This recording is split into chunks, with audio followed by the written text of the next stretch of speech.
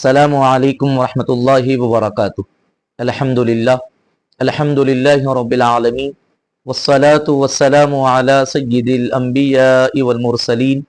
وعلی آلہ الطیبین الطاہرین واصحابہ الاکرمین اجمعین۔ فقد قال اللہ تعالی فی شأن حبیبہ الکریم ان اللہ وملائکتہ یصلون علی النبی یا ایہا الذین آمنوا صلوا علیہ وسلموا تسلیما۔ اللہم صلی علی سیدنا و مولانا محمد وعلی آلہ واصحابہ افضل صلواتک وعدد معلوماتک وبارک وسلم صلاۃ و سلاما علیک یا رسول اللہ صلی اللہ تعالی علیہ وسلم۔ محترم ناظرین کرام، بزم طلباء قدیم و محبان جامع نظامیہ جدہ کی جانب سے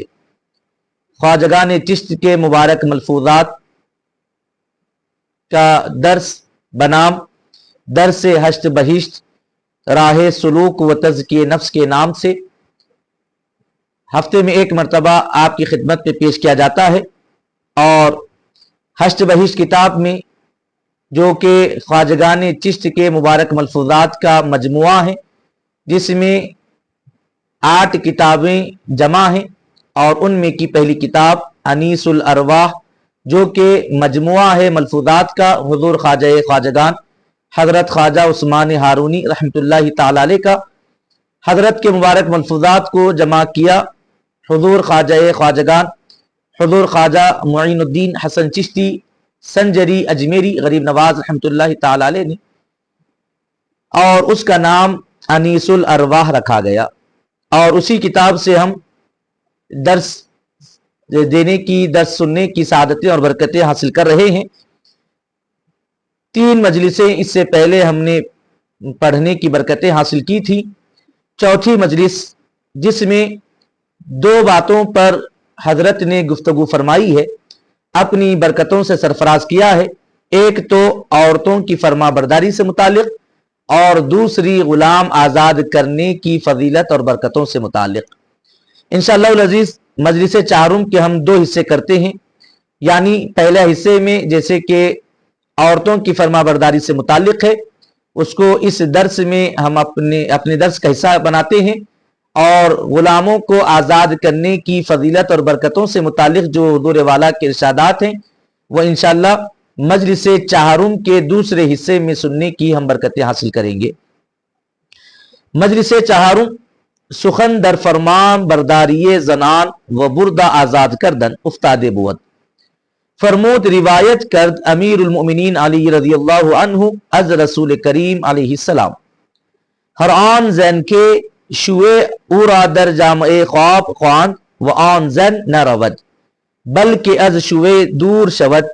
پس از ہمینی کی ہائے خود ایشان بیرون آید کہ مارا از پوست۔ حضرت ارشاد فرماتے ہیں کہ اس مجلس میں، یعنی غریب نواز فرماتے ہیں کہ اس مجلس میں حضرت عثمان ہرونی رحمۃ اللہ تعالی علیہ نے عورتوں کی فرما برداری سے متعلق گفتگو فرمائی،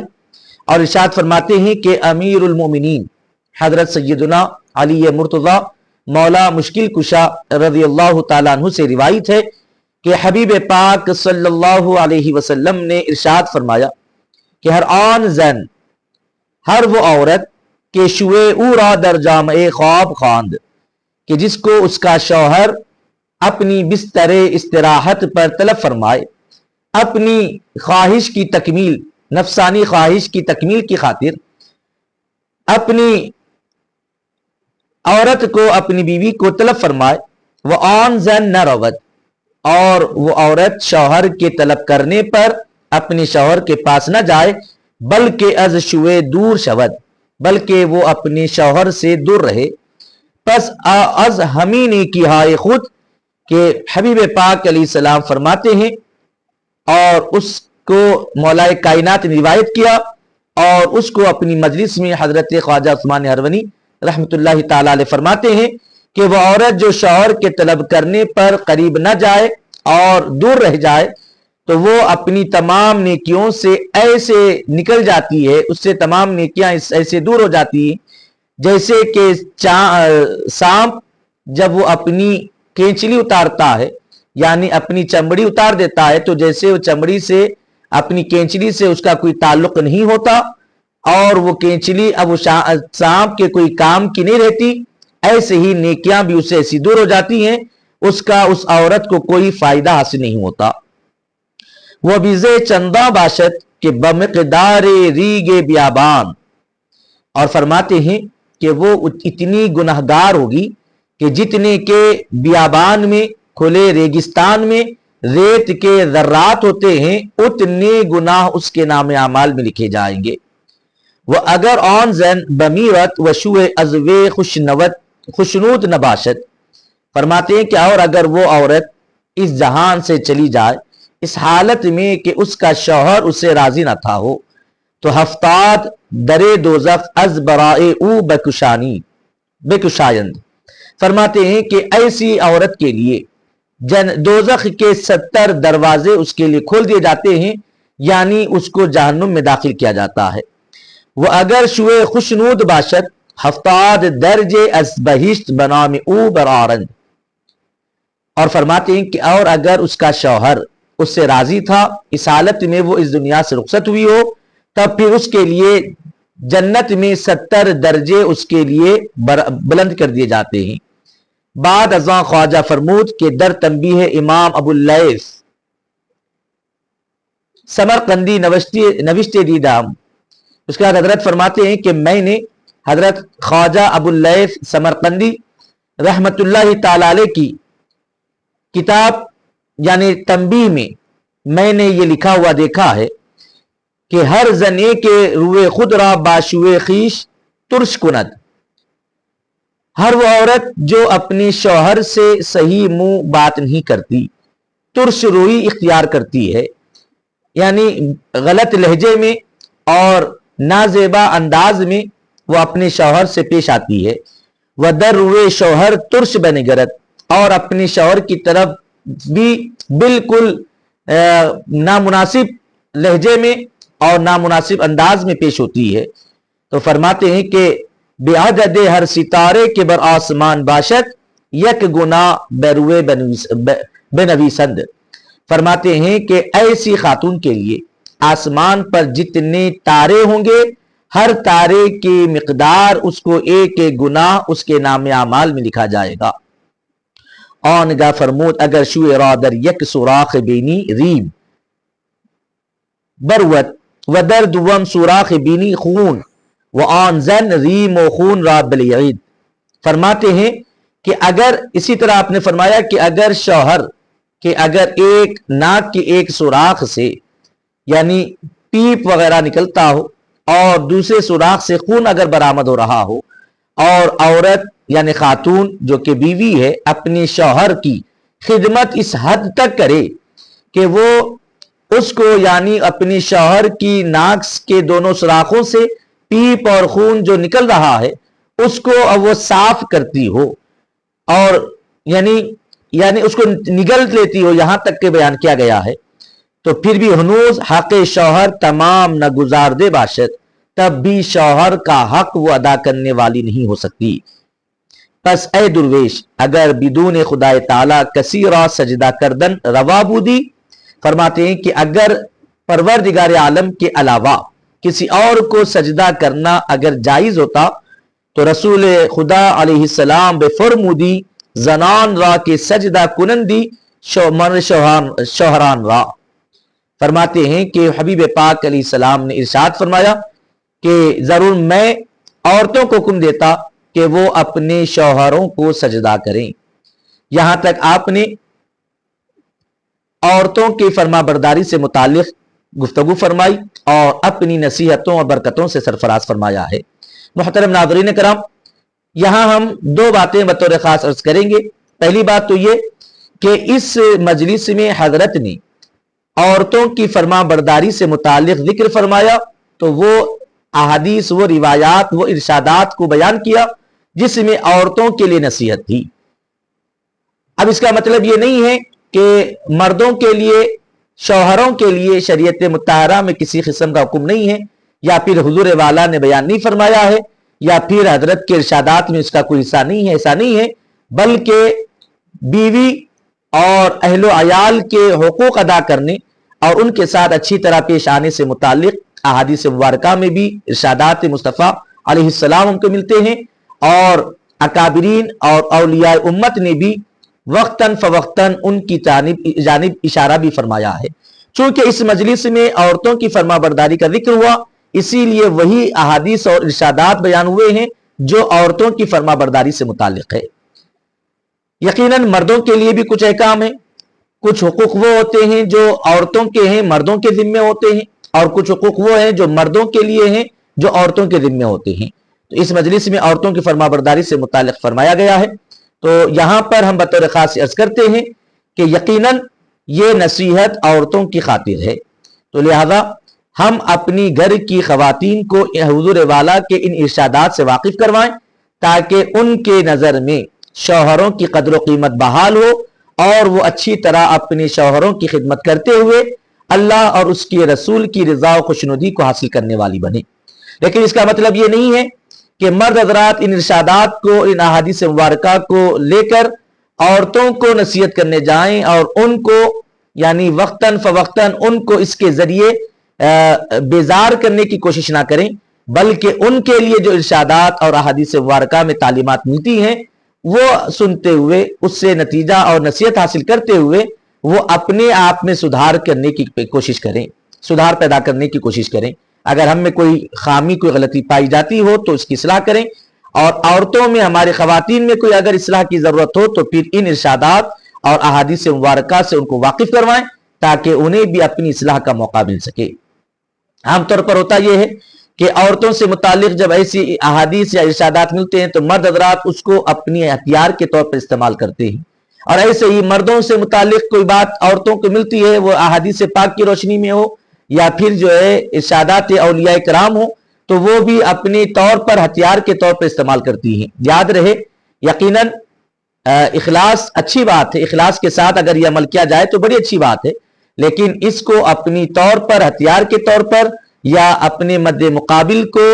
कमतर दिखाने या हकीर बताने के लिए या उनको इसके जरिए बेजार करने के लिए इन बातों को नहीं अपनाना चाहिए, बल्कि अच्छी नीयत के साथ इस्लाह की गरज से, दुरुस्तगी की गरज से और तरबियत की खातिर अपने घर की खवातीन को इन इरशादात और इन अहादीस मुबारका से वाकिफ करवाया जाए तो बहुत ही बेहतरीन अमल होगा। और ऐसे ही हम भी पाबंद बने, शौहर हज़रात जो हैं, मर्द हज़रात, वो भी आका अलैहिस्सलातु व तस्लीम की मुबारक इरशादात में और औलिया कराम की मुबारक तालीमात में शौहरों के लिए, मर्दों के लिए जो कुछ इरशादात हों तो वो भी उनको समझते हुए, सुनते हुए उसके जरिए अपनी भी इस्लाह की कोशिश करें। और जहां तक इसमें जो चंद बातें बयान फरमाई गई हैं उसका हम मुख्तसर सा खुलासा पेश कर देते हैं कि नाज़रीन किराम, सबसे पहले तो देखें कि हबीब पाक अलैहिस्सलातु व तस्लीम ने इरशाद फरमाया कि अगर शौहर अपनी बीवी को अपनी नफ्स की ख्वाहिश की तकमील के लिए तलब करता हो और अब कोई शरई उज़्र और औरत को लाहक ना हो, यानी वो नापाक ना हो और कोई शरई उज़्र, बीमारी वगैरह का हीला उसके पास ना हो, तो फिर उसको चाहिए कि अपने शौहर की ख्वाहिश की तकमील के लिए जरूर आमदा रहे। क्यों? इसलिए कि ये एक फितरी बात है कि आदमी जब उसकी ख्वाहिश की, नफ्स की ख्वाहिश की तकमील हो जाती है तो फिर उसके बाद इबादतों में उसकी तवज्जो में इन्हिमाक पैदा होता है। अब बाद हज़रात इस पर यह कहकर भी कलाम करते हैं कि भाई नसीहत के लिए और भी बातें बयान की जा सकती थी, ये इन जैसी अहादीस मुबारका बयान करने की जरूरत क्या है? तो हकीकत में उन्होंने हदीस पाक को और हबीब पाक अलैहिस्सलाम के इरशाद मुबारका की मकसद को नहीं समझा है कि देखें,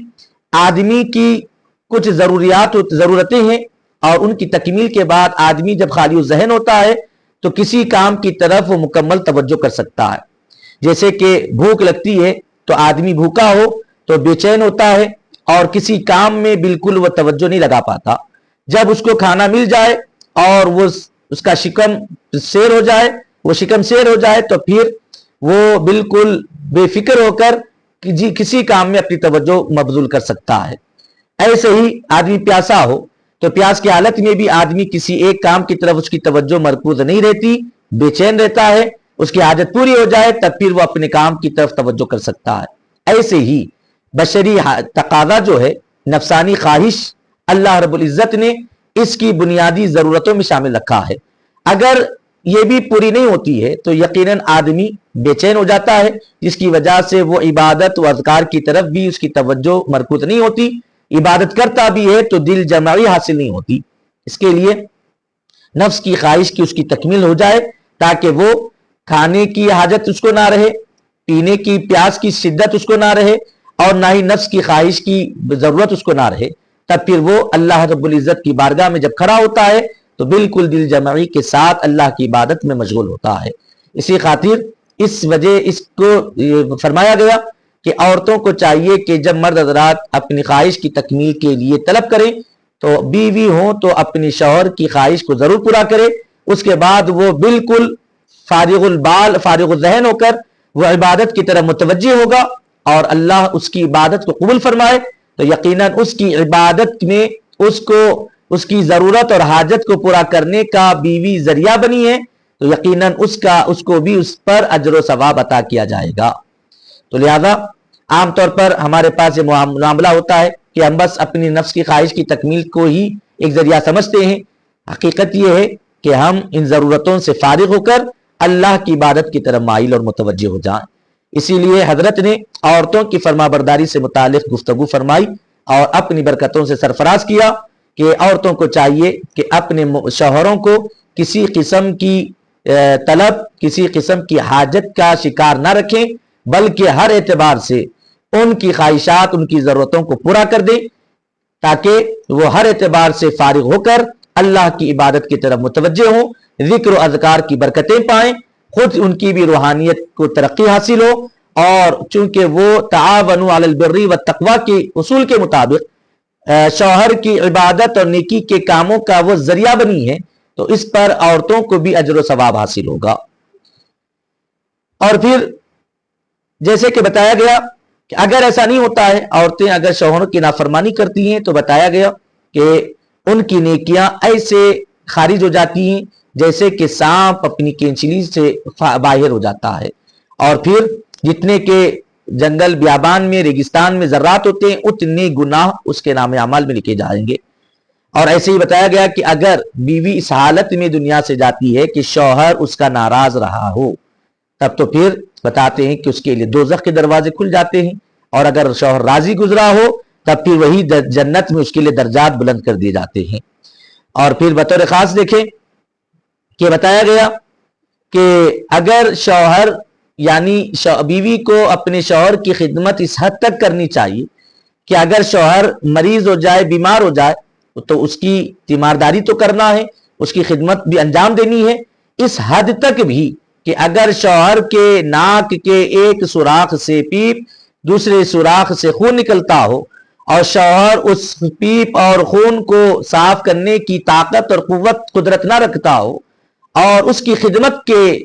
ہیلے سے، اس کی خدمت کے ضمن میں اگر وہ بیوی اپنے شوہر کی اس گندگی کو صاف کرتی ہے، تو پھر فرمایا گیا کہ وہ اپنے شوہر کا حق ادا نہیں کی۔ اب یہاں پر ہم یہ بات ہی کو واضح کرتے ہوئے اپنی بات کو تمام کرتے ہیں، کوئی یہ نہ سمجھے